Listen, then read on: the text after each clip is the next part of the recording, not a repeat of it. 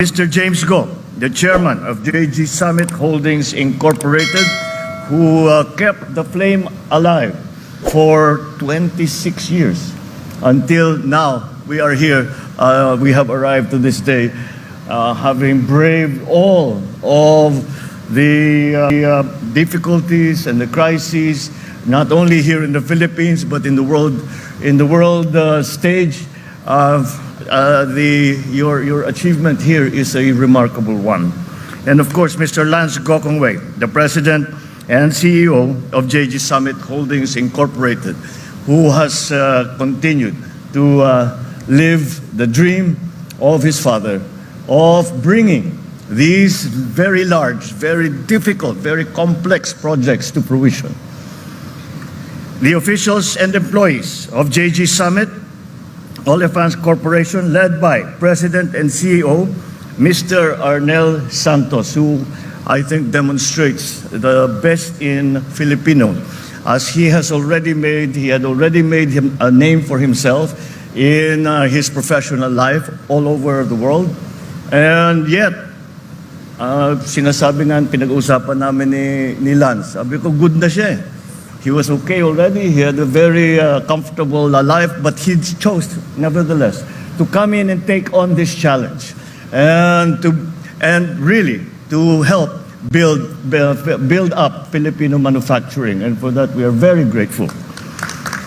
Other distinguished guests, ladies and gentlemen, good morning. And I thank you for this opportunity to personally validate if the policies that we have instituted do in fact spur investments and do work on the ground. So let me hand out this a quick analysis. This impressive complex is proof of concept that that idea, that principle, that concept does in fact succeed. What you have built here is more than a cutting-edge technology. It is a testament to Filipino skill, a proof of business confidence, an example of manufacturing resurgence, and a realization of the vision of a great Filipino industrialist, the patriot John Gokongwei. His is a story of guts and grit for the ages. We are all familiar with his rise from very humble beginnings to what now we see as these grand projects of national importance. Losing his father and their fortune early in life, he rode a bicycle to peddle wares to support his family. From there on, he never stopped venturing to new frontiers, combining audacity with acumen to launch great products that capture Filipino hearts and in the process generate profit with honor. Long before it was coined, Mr. John practiced build better more. And JG Summit's extensive portfolio attests to how expansive his optimism was. From planes to airlines to chemicals, from housing to hotels, from fish crackers to naphtha crackers.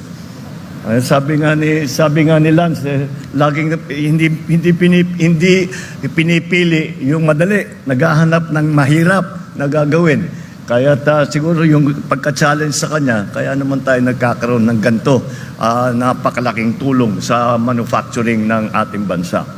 So it gives me tremendous hope that Mr. John's strong belief in our Filipino and his abiding faith in our country are the same forces that drive the worthy stewards of his legacy to never stop making the lives of Filipino people better. Tulad na lang po ng complex na ito, what it produces ends up in the packaging of the food we eat, in the clothes that we wear, in the appliances in our homes, in the cars that we drive, in the electronic devices that we use to chronicle our daily lives. It is an upstream industry that feeds many enterprises and supplies many other manufacturing concerns. It is amongst the linchpins of our industrialization, a vital link in moving up the value chain, and guarantees the supply of a critical production ingredient. It is directly and indirectly employing 6,200 individuals. You are a major contributor to an industry that is forecasted to enrich our economy by 215 billion pesos next year.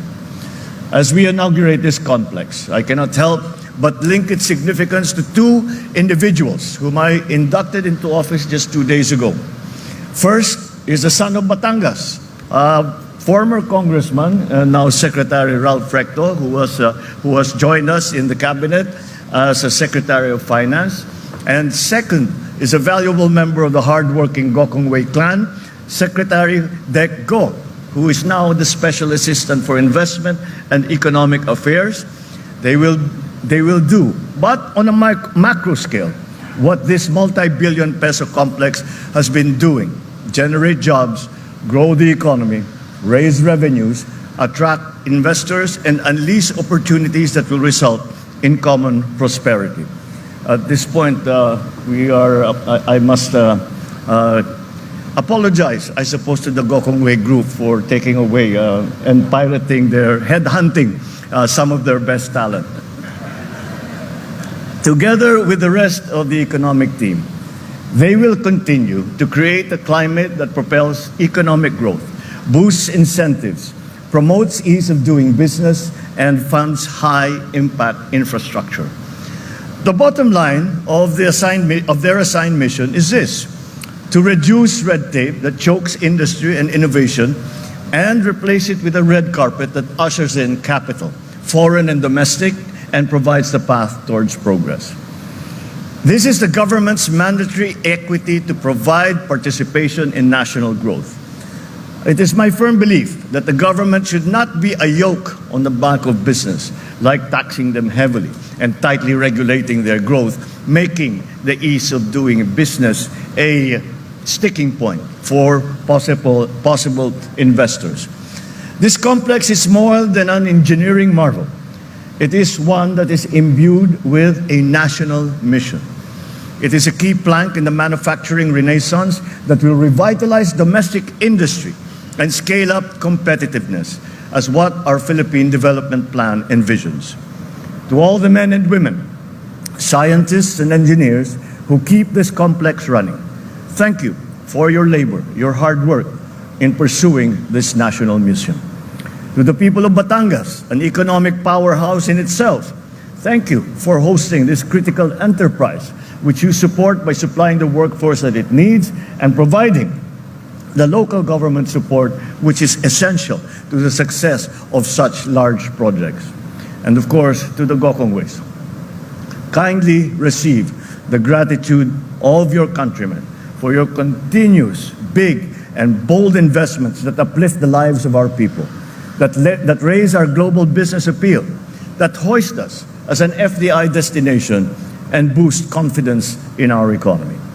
Once again, a very, very warm congratulations on the establishment of JG Summit's expanded petrochemicals manufacturing complex. Maraming salamat, mabuhay kayong lahat. Magandang umaga po sa inyo.